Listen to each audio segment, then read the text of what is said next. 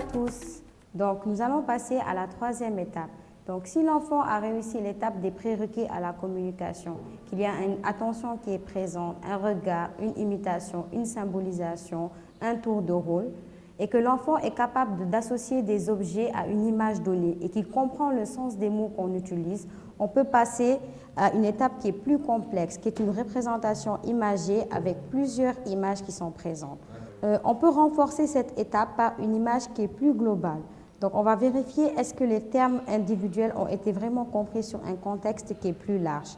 Donc, on peut par exemple demander à l'enfant « Où est le ballon ?» et il pointe. « Où est le bébé ?» Où est la petite fille qui est sur la balançoire?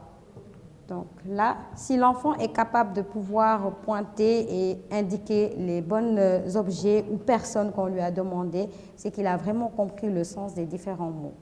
Nous pouvons essayer avec une autre page. Par exemple, ici, on peut demander à l'enfant où est l'éléphant, il nous le pointe. Où est le seau, il doit pointer. La petite fille qui dessine. Cet exercice nécessite une certaine attention de la part de l'enfant.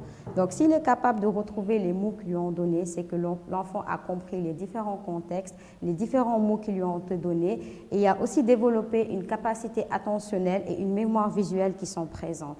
Donc, on peut passer à l'étape des sons, parce que l'enfant sera capable à ce moment-là de pouvoir reproduire donc, des gestes qui seront plus au niveau de la zone buccale, comme le P, le B, que nous verrons dans une prochaine vidéo. Merci.